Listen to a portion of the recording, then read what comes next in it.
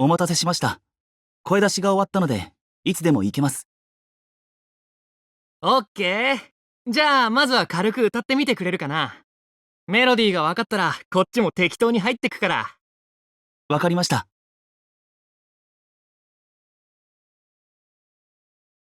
ストリートで歌うのとは違う緊張感だ。今までに身につけてきたものが通じるのかもわからない。だが、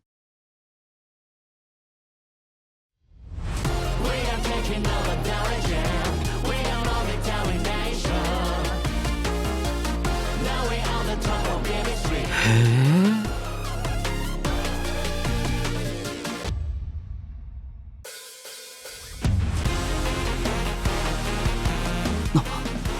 チェロとサックスの音が加わった。一回聞いただけでここまで正確に合わせてくんのか。いいね。バチバチに熱くて上がる感じ。でももう少し肩の力抜いてもいいかも。ほらこんな感じで。どんどん他の楽器が入って曲調も変わってく。さっきまでジャズだったのに今度はラテン調。これで即興って嘘でしょ。ケーナ、アコーディオン、ニコにマンドリン。ルーツの違う楽器たちがここまで違和感なくセッションできるのか。しかもわけわかんねえくらい歌いやすい。何も考えなくてもいつの間にか演奏に乗せられてる。きっと私たちが歌いやすいように演奏してくれてるんだ。じゃあもっとギア上げなきゃね。ここにいる全員を最高な気分にさせちゃうくらいもっと。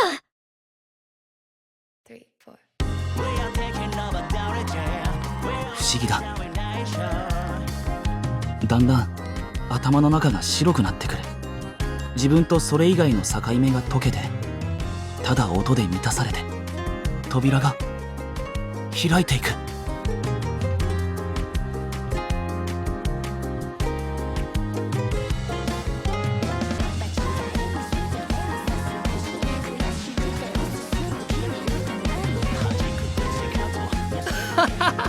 今のリズムフェイク最高。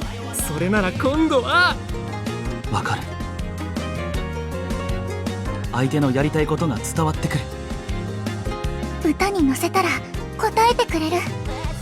やりたい方向へ一緒に走ろうって。正解かどうかなんて考えんな。全部音が教えてくれる。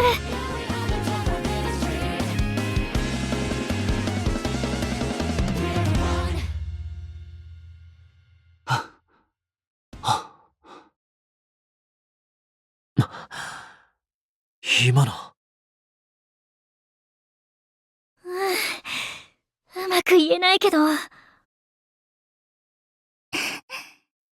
すごく楽しかった。みんなお疲れ様。すごいね。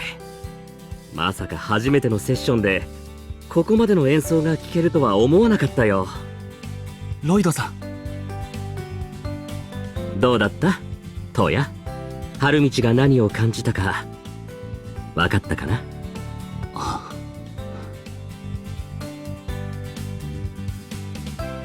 先ほどセッションをしたメンバーのことを俺は何も知らない。どんな気持ちで彼らが音楽に向き合っているのかも。それでも不思議と伝わってくるものがあった。きっとそれはクラシックとストリート。進む道こそ分かれたが、兄さんの思いが分かって本当によかった。俺は多分無意識のうちに音楽をカテゴライズしていたんだと思います。カテゴライズ？はい。クラシックかストリートか、それ以外か。クラシックとストリートには確かに違いがあります。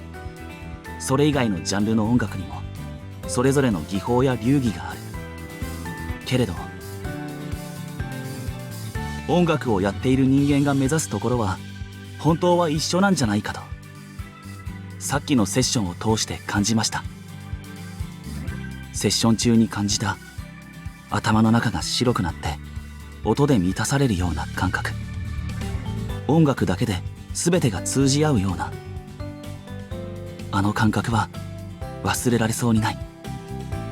父さんが同じことを感じたかどうかはわからないですが。そっか。じゃあいつか春道と答え合わせしてみるといいよ。僕は多分いい線いってると思うけどね。最後の方のアドリブめちゃめちゃ良かったよ。ねえ、もう一回やらない？今度は違う曲で。だいぶ早口だが、言われてる意味はなんとなくわかる。そうだね。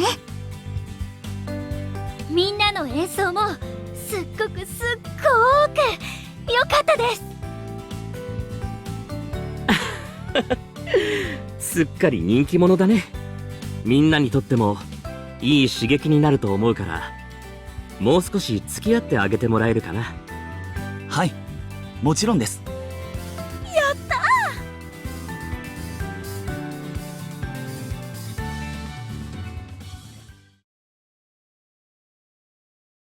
ー。ロイドさん、一つだけ聞いてもいいですか？なんだい？初めて出会った時、ロイドさんは俺が父さんの若い頃に似ていると言っていましたが、俺と父さんはそこまで似ていますか？今まで周りからあまり言われたことがなかったので。そうだね。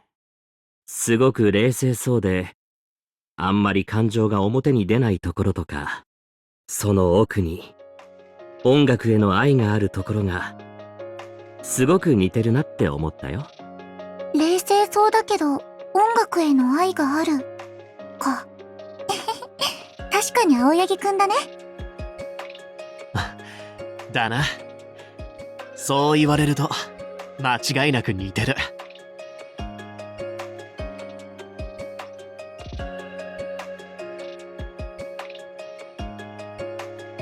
ありがとうございます、ロイドさん。父さんも兄さんも、そしてここにいるみんなも、音楽という道の先で見つけたいものは同じなのかもしれない。それに音楽はきっと俺が考えていた以上に自由だ。